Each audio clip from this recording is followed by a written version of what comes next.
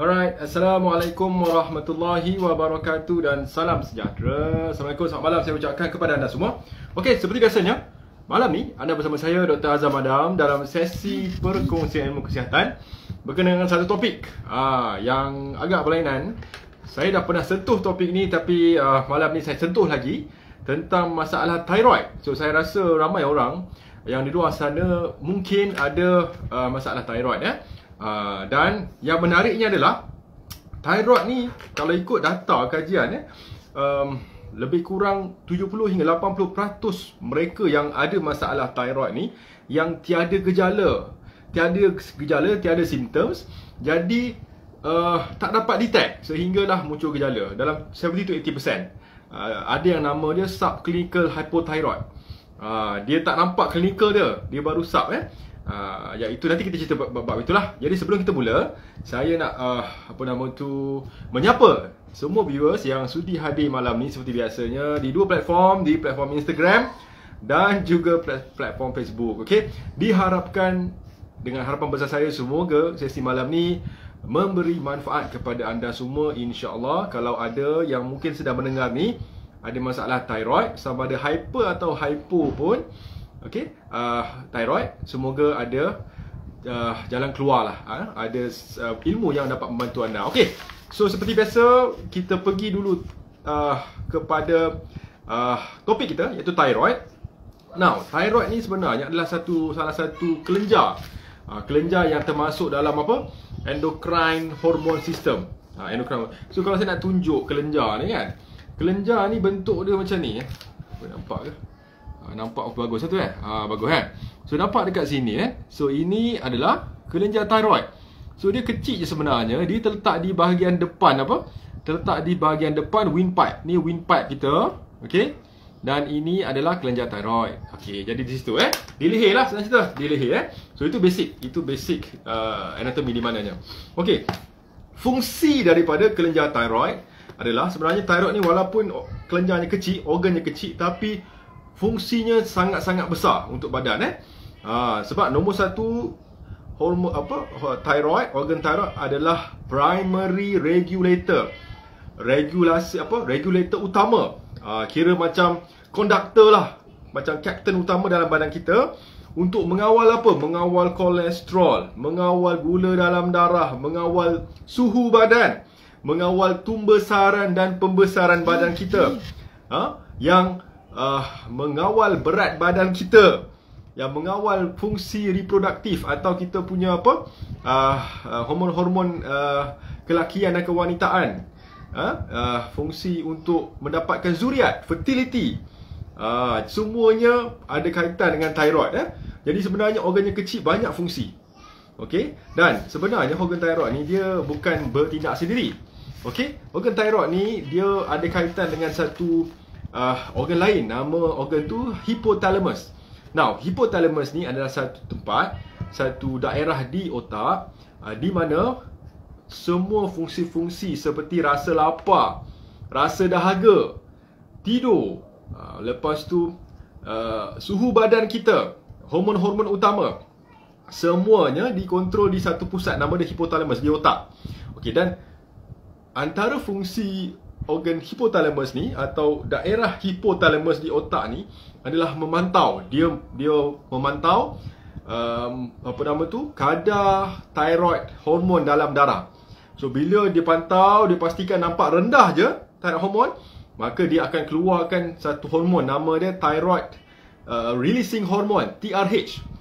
Thyroid releasing hormone ni dia akan pergi ke lagi satu kelenjar pituitary. Ada gambar ke? Kalau gambar saya tunjuk bagi anda faham lah. Pituitary di sini, ni dia. Ni pituitary nampak kat situ So ini adalah kelenjar pituitary. Betul-betul kecil. Dia seperti kacang pis dia sebenarnya bentuknya. Okay, ni thyroid, ni kacang pis. So dia ada kaitan pituitary gland, kelenjar. So kelenjar pituitary ni apa dia buat? Kelenjar pituitary inilah yang mengeluarkan hormon TSH, iaitu thyroid stimulating hormone, di mana TSH ni akan dihantar kepada kelenjar thyroid dan kelenjar thyroid akan mengeluarkan 4 jenis hormon thyroid, T1, T2 dan paling utama T3 dan T4. yang biasa kita dengar. So itu antara basic lah, basic mekanismenya. Alright, so itu kita cerita pasal thyroid.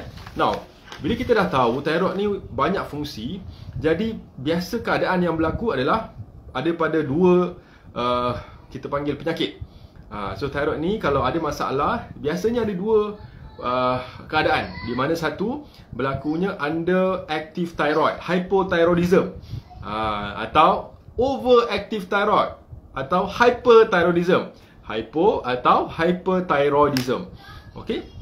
So contoh kalau hyperthyroidism, di mana satu hormon thyroxine lah, T3T4 thyroxine terlalu tinggi, tidak terkawal, okey. Dan hormon thyroxine ni fungsinya apa? Secara umumnya untuk mengconvert makanan yang kita makan ni menjadi tenaga. Conversion dia sangat penting, thyroxine. Dan nama penyakit hyperthyroidism yang paling sering berlaku adalah Graves' disease. Graves' disease tu bersempena dengan nama doktor yang menemukan penyakit ni, Graves disease. Dan Graves' disease ni adalah penyakit autoimun. Okey, apakah dia penyakit autoimun? Penyakit autoimun adalah satu penyakit di mana dalam badan kita kan ada sistem imun. Yang berlaku adalah bila sistem badan kita yang sepatutnya dia menjadi askar-askar, menjadi benteng kita, menjadi pelindung kita, dia berpaling tadah menyerang sel-sel badan kita sendiri. Untuk kes ni menyerang sel-sel di kelenjar thyroid, menyebabkan masalah hyperthyroid autoimun. Dan biasanya kalau pergi ke hospital, doktor akan di sana akan memberikan obat, nama dia obat anti-thyroid, iaitu berupa radioiodine, atau kalau beberapa keadaan memerlukan operation, maka doktor di sana akan buat operation. Okey, iaitu nama dia thyroidectomy. Alright. Now, itu kalau hyperthyroid. Kalau hypothyroid pula, underactive thyroid, kelenjar thyroid yang kurang aktif, okey, biasanya disebabkan oleh sama autoimun juga, iaitu ada yang nama dia Hashimoto's thyroiditis. Jadi autoimun ni memang boleh dikatakan penyakit yang di sebalik semua penyakit thyroid ni sebenarnya. It's an autoimmune. Nama dia Hashimoto thyroiditis. Most common, yang paling utama lah. Okay. Dan untuk yang ada masalah hypothyroidism, yang kalau contoh Hashimoto ni, doktor di hospital dia akan bagi obat hormon thyroid berupa apa? Levothyroxine. Levothyroxine. Antara sebabnya apa? Satu, kelenjar thyroid ni tidak dapat menghasilkan hormon T3, T4. Satu. Atau ada masalah di hypothalamus. Jadi kan saya cakap yang tidak dapat menghantar signal kepada kelenjar pituitary untuk menghasilkan hormon yang TSH tu. Okey, so itu antara dua penyebab lah. Okey, sekarang kita cerita pasal apa? Kita cerita pula pasal gejala-gejala. So antara kedua hyper atau hypothyroid ni, yang paling sering majoritinya adalah hypothyroid sebenarnya, underactive. Kan, hypothyroid. Okey, sebab itu dikatakan ada banyak penyebab. Okey, antaranya kita cerita kejap lagi. Dan oleh kerana hypothyroid ni menjadi antara penyebab, jadi ramai orang membuat kajian berkenaan dengan apa kemungkinan punca daripada hypothyroidism. Nombor satu, ni kajian yang terkini saya nak kongsi, adalah yang dilakukan pada tahun 2023. Okey, menemukan bahawa antara penyebab berlakunya masalah thyroid ni disebabkan oleh nama dia endocrine disrupting chemicals atau EDC. Now, endocrine disrupting chemicals maksudnya bahan-bahan kimia yang mengganggu fungsi endocrine. Dalam kes ni thyroid lah. Contohnya apa? EDC ni banyak terdapat dalam makanan-makanan kita yang diproses, dalam packaging makanan, dalam air kita yang kita minum, dalam bahan-bahan harian, dalam perfume, dalam sabun, dalam semua toiletries. Kan? EDC ni ada yang nama dia macam-macam nama. Ada yang nama dia pH chelates lah, ada heavy metals, mercury, lead, cadmium, kan, pesticide, dan banyak lagi sebenarnya. Okay, right. So ditemukan memang EDC inilah faktor yang antara penyebab kepada meningkatnya masalah-masalah thyroid ni. Dan ini juga menyebabkan risiko terkena kanser thyroid meningkat. Okay? Right, antara lain apa kalau anda pernah dengar BPA. Kan kalau kita beli water bottle tu kan, dia akan tulis BPA free. Ya? Sebab itulah BPA itu adalah bahan kimia. So kalau BPA free tu insya-Allah dah dijamin tiada bahan kimia lah yang EDC ni. Okay? Dan anda perlu hati-hati kalau beli macam semua sabun-sabun ke, perfume, atau beli toiletries, shampoo ke kan. Hampir semua yang kalau tidak certified organic mesti ada EDC ni. Dia boleh mengganggu hormon anda. Jadi perlu hati-hati Kalau anda memang ada masalah hormon dah, lebih baik dielakkan dahulu. Cuba anda cari toiletries atau elakkan pakai perfume. Cari sabun-sabun, shampoo-shampoo yang plant based, organic, ya. Okay. Now, nombor 2, antara penyebab masalah kelenjar thyroid ni juga adalah dikaitkan dengan stres.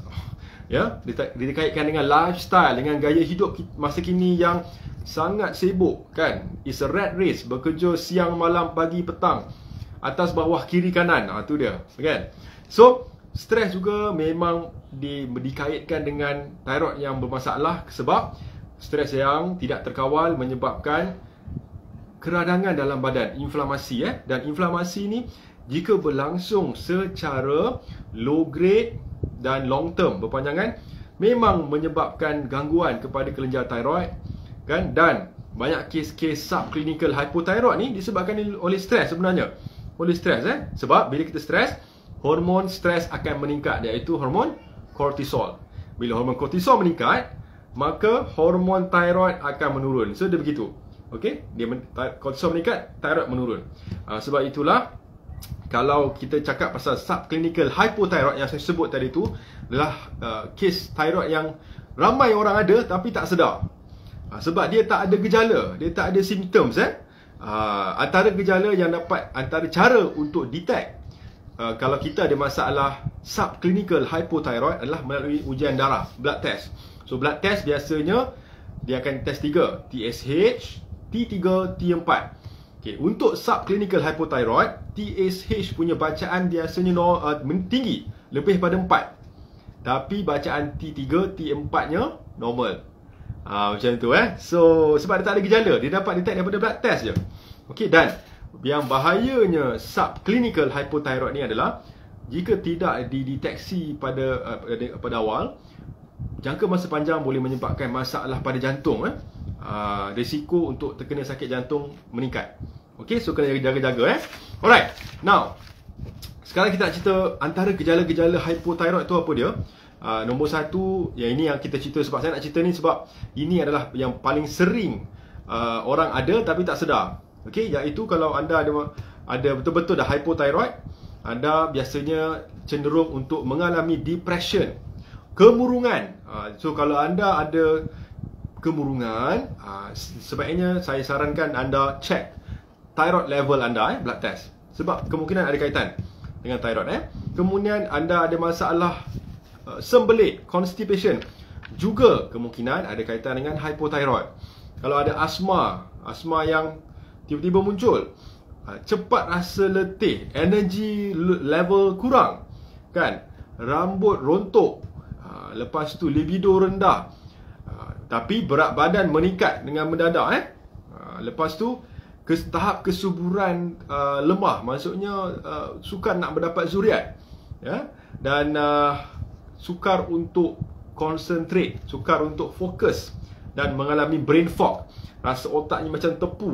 Jadi hati-hati, anda perlu cek, kemungkinan ada kaitan dengan thyroid, kemungkinan ada masalah hypothyroid, underactive thyroid. Okey, itu adalah gejala-gejala hypothyroid. Now, sekarang kita nak cerita apakah cara untuk membantu. Okay, dia ada cara yang alami untuk membantu mereka yang ada masalah thyroid ni. Tak kisahlah sama ada hyper atau hypothyroid, in general, secara umumnya sama sahaja. Nombor 1, untuk menjaga kesihatan kelenjar thyroid anda, tak lain tak bukan, tak dapat lari jauh-jauh daripada mana? Daripada pemakanan kita, diet. Diet sangat penting. Sebab diet ini hampir semua penyakit yang menentukan 80% disebabkan oleh pemakanan, termasuk thyroid.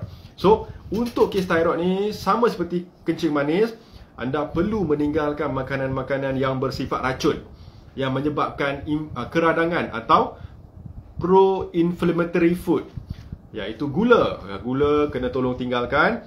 Sekurang-kurangnya anda perlu tinggal dalam 3 hingga 4 minggu untuk nampak kesan. Right? Dan sudah tentu makanan-makanan yang diproses, yang penuh dengan saya sebut tadi tu, endocrine disruptor tu, chemical, EDC kita panggil tadi tu. Tinggalkan makanan proses. Dan ini penting, gluten, gandum. So kalau anda ada thyroid, anda perlu mengelakkan ambil gandum. Sebab begini, gandum ada satu kandungan nama dia gluten. Now, gluten ini adalah satu compound yang menyebabkan masalah dan kerosakan pada dinding usus. Dan menyebabkan apa? Masalah kalau mereka yang ada masalah gluten intolerance, iaitu perut dan usus tak dapat nak cerna dengan baik, yang nama dia celiac disease. Dia boleh ada kaitan sebab ada yang namanya gut thyroid axis. Gut tu perut dan usus, thyroid axis tu hubungan. So kalau ada masalah di perut, thyroid juga ada kemungkinan bermasalah, sebab ada jembatan, ada kaitan, nama dia axis tersebut. Okey, yang dinamakan leaky gut. So kalau anda ada masalah autoimmune di usus, kemungkinan besar anda juga ada masalah autoimmune di thyroid. Seperti apa? Hashimoto thyroiditis tadi tu, Hashimoto, hypothyroid. Okey, so cara macam mana? Kena tinggalkan gula, pantang makanan proses dan juga gandum, gluten, very important. Sebab biasanya kalau anda cara anda nak check macam mana, anda boleh buat blood test lah. Buat blood test, food sensitivity test. Tapi itu mahal sikit lah. Cara murah, yang percuma, yang free of charge macam mana? Anda cuba tinggalkan gandum 3 minggu dan anda pantau gejala. Adakah gejala-gejala yang saya sebut tadi tu semakin membaik? Seperti gejala tenaga, lemah tenaga, tiba-tiba anda rasa energy better. Lepas tu rambut sudah kurang rontok. Lepas tu sembelit dah berkurang dah. Kemudian apa lagi? Anda punya mood better, dah tak depressed dah, kan? Dan anda punya libido makin okey. Ini untuk anda berkahwin, So tanda-tanda bahawa memang anda mungkin ada masalah kita panggil gluten intolerance, So tinggalkan gandum, gula dan makanan proses. Okay, that's number 1. Kita panggil food elimination. Kena eliminate makanan-makanan tersebut. Dan anda perlu fokus kepada makanan yang whole real food, bersifat anti-inflamasi, yang bersifat anti radang. Okey? Apakah makanan tersebut? Mudah sahaja tuan-tuan dan puan-puan, Makanan whole real food adalah makanan yang bersumber daripada buah-buahan dan sayur-sayuran, yang tidak berubah sifat, tidak berubah bentuk dan tidak berubah warna dan sebagainya. Tidak diproses. Okey? Untuk thyroid, hypothyroid ni anda boleh fokus kepada dark green leafy vegetables, iaitu sayur-sayur hijau gelap yang ada, yang contoh seperti bayam, seperti kangkung, seperti sawi, kan? Semuanya cukup baik. Okey? Dan dan ambil minyak-minyak sihat. Minyak sihat seperti minyak kelapa dara, VCO atau MCT, extra virgin olive oil, minyak zaitun, red palm oil, minyak kelapa sawit merah, semua, dan juga minyak avocado. Minyak avocado ni pun terbaik, tuan-tuan dan puan-puan. So boleh amalkan semua minyak sihat tersebut dan elakkan lemak tidak sihat, trans fat. So trans fat tolong tinggalkan, ya. Okay. Now, kemudian kita dah katakan anda dah tinggalkan, dah buat food elimination, dah tinggalkan semua tu, dah makan yang baik-baik, tinggalkan yang buruk-buruk, makan yang baik, alhamdulillah, which is good. Antara yang paling penting adalah begini, anda perlu untuk detox toksin yang kemungkinan ada dalam badan anda yang mungkin menjadi penyebab kepada masalah autoimmune yang menyerang kelenjar thyroid anda tersebut. Kan? Dah faham, So kita go to the root cause. So antara toksin-toksin kemungkinan yang menyebabkan reaksi autoimmune ni, seperti Hashimoto ni, adalah toksin mercury, lead, cadmium. So kalau contoh mereka yang ada masalah keracunan cadmium, biasanya yang penghisap rokok tegar, sama ada penghisap rokok ataupun passive smoker yang menjadi mangsa, yang menghidu bau-bau asap rokok ni, juga boleh mengalami keracunan logam berat cadmium. Jadi anda perlu, kalau boleh, saya minta untuk berhenti dan tinggalkan hisap rokok maupun vape dan sewaktu dengannya. Okey? Kerana anda mendatangkan mudarat bukan sekadar pada anda, juga kepada orang di sekeliling anda. Okey? Right. Now, cadmium. Contoh kalau anda mungkin keracunan mercury, kalau anda banyak makan ikan-ikan, ikan-ikan yang sudah terkontaminasi dengan logam mercury ni biasanya ikan yang besar, seperti ikan-ikan apa kata orang, salmon, cod, yang besar-besar. So kalau boleh, juga yang tinggi mercury, termasuk juga ikan, kalau ikut kajian di Malaysia lah, yang agak tinggi tu ikan talapia, ikan keli dan haruan. Kan? So siapa yang suka makan ikan keli, haruan tu, maknanya kena hati-hati sikit lah. Takut penuh mercury nanti dalam badan anda. Okay, so cuba kurang atau elakkan ikan-ikan tersebut. Dan anda kalau boleh, amalkan ada namanya detox alami untuk logam berat. Datang daripada dua sumber alami. Nombor satu adalah chlorella. Chlorella ni adalah alga. Adalah alga yang berwarna hijau, kan? Tinggi dengan klorofil warna hijau ni. Boleh cari di farmasi. Chlorella adalah salah satu tumbuhan yang kita panggil toxic metal binders. Bila kita makan, dia akan bind kepada logam berat tu, dia akan tarik keluar logam berat tersebut melalui sistem detox badan. Chlorella satu cari di farmasi. Ada juga dalam bentuk serbuk, boleh campur dengan air. Dan ni paling penting, cilantro, daun ketumbar. Yes. So saya sangat sarankan anda buat jus ketumbar. Anda mungkin boleh campur, buat apa nama tu, jus seleri, dicampurkan dengan sedikit timun dan tambahlah ketumbar. Ambil setiap hari ketumbar ni, sebab ketumbar adalah toxic metal detox yang kuat. Kita panggil cilantro atau coriander. So amalkan ketumbar untuk detox logam berat. Okey. Next adalah, apa lagi saya nak sentuh lagi, adalah berkenaan dengan cara-cara yang perlu anda cek adalah berkenaan dengan tidur. Jadi tidur juga sangat penting untuk kesihatan thyroid. Sebab di waktu tidur lah semua proses regenerasi, proses detox akan berlangsung. Kerana apa? Kerana thyroid ini dia ada direct connection dengan hati kita, dengan liver. Jadi hati kita hanya akan detox sewaktu kita tidur sahaja. Jadi tidur, kalau yang ada masalah thyroid, kena cukup 7 jam. Memang kalau anda ada thyroid, kena cukup 7 jam. Cara yang terbaik, jadilah, kita ada club nama dia, club 9 to 4:30. Tidur pukul 9, bangun pukul 4.30 pagi. That is the best. Atau ayolah 9 to 4:30 club. Dapat 6-7 jam dah cukup baik dah. Tidur awal, bangun pun awal. Macam tu sebab di waktu itulah kalau anda bangun awal, rasa segarnya memang berbeza. Saya dah pernah amalkan, cukup beza. Cuba anda bangun pukul 4.30, buatlah tahajud ke dan sebagainya, buat ibadah. Okey, anda akan rasa beza nanti.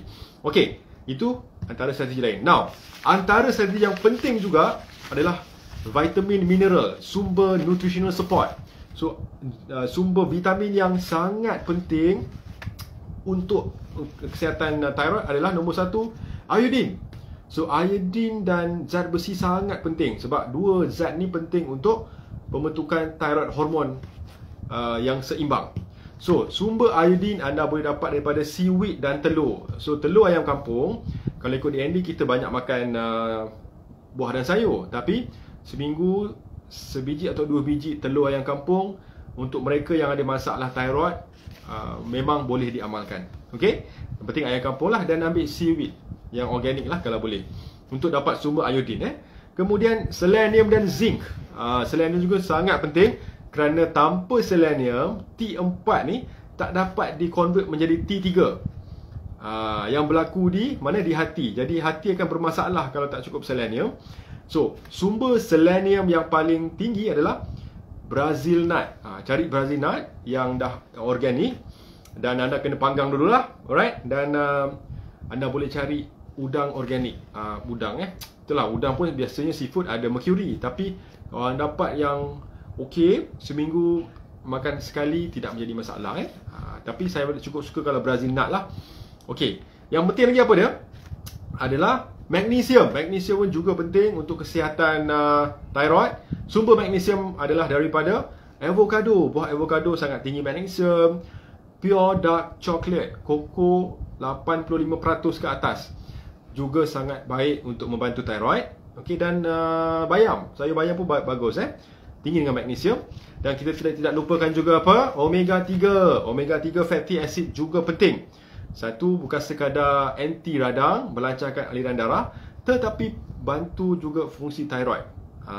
Di mana sumber omega 3? Plant based, tak lain tak bukan daripada sacha inchi oil lah. Kalau yang kita nak dapat sumber daripada tumbuhan. Kalau yang plant based adalah ikan. Flaxseed juga sangat tinggi flaxseed, chia seed dan juga walnut. So ini semua plant based yang cukup tinggi dengan omega 3. Anda boleh lebihkan dalam diet anda. Okay, now, so antara lain yang saya nak ajar anda sekarang 4 pillar. 4 pillar atau strategi untuk membantu thyroid anda. Nombor 1 adalah apa dia? Nombor 1 kena remove. Remove tu anda kena tinggalkan makanan-makanan yang merosakkan thyroid anda. Tak lain tak bukan makanan-makanan yang saya sebut tadi lah. Makanan yang tinggi gula, refined sugar dan gandum gluten. Nombor 1. Nombor 2, restore. So cara nak restore kesihatan perut, kerana perut ada kaitan dengan thyroid kan? Thyroid, gut thyroid axis. Kita nak restore balik fungsi perut kita ni. Kita nak tingkatkan asid perut dan enzim yang bermanfaat. So antara caranya mengambil prebiotics. Prebiotics ni dapat daripada mana? Makanan-makanan yang daripada sayur dan buah-buahan lah. Semua ada serat, ada fiber, dan hampir semua buah dan sayur yang ada fiber mesti ada prebiotics. So banyak makan buah dan sayur. Okay. Nombor 3 adalah re-inoculate. Maksudnya dah remove, dah repair. Re-inoculate, kita masukkan dalam usus kita benda-benda yang baik-baik, khususnya probiotics.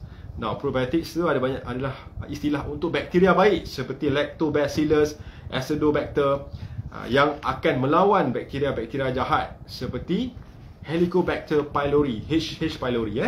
Okey, dan terakhir nombor 4 adalah baru kita repair kita punya gut. Repair usus kita dengan mengambil omega 3 dan zinc, dua ni, dan juga D3. So D3 juga sangat penting tuan-tuan dan puan-puan. Now, D3 dikaitkan dengan bila D3 rendah, maka biasanya seseorang itu ada masalah Hashimoto thyroiditis yang autoimmune tu. Sebab D3 bantu thyroid kita mengeluarkan hormon T3. Cara nak mendapatkan T3 macam mana? Tak lain tak bukan daripada anugerah Tuhan, sunlight, daripada matahari, berjemur. So pastikan berjemur tu dapat antara 9.30 hingga 11.30 pagi. Sebab di waktu itulah UV dengan AV sinarannya lebih baik. Alright. So pastikan kalau boleh 20 hingga 30 minit lah dapat berjemur. And then sebab bila kita kulit kena cahaya matahari akan menghasilkan D3 yang alami. Alright. Dan mushroom, saya cukup suka mushroom cendawan, reishi, shiitake, semua boleh. Tinggi dengan vitamin D Dan jangan lupa vitamin A terakhir. Vitamin A juga sangat penting. Atau kita panggil beta carotene ni tinggi dalam lobak merah, carrot. Carrot jangan tinggalkan, kangkung dan sweet potato, keledek. Semua tinggi dengan beta carotene, vitamin A yang penting juga untuk fungsi thyroid. Okey, so jadi saya rasa sesi malam saya akhiri saja. Dan saya ucapkan Assalamualaikum dan terima kasih banyak semua. Dan semoga anda semua dapat manfaat malam ni, insya-Allah. Kalau anda ada yang masalah thyroid yang sedang mendengar, saya doakan semoga dipermudah urusan, diberi kemudahan dan syifa. Dan selamat berehat. Kita jumpa lagi. Assalamualaikum dan salam sejahtera semua Terima kasih.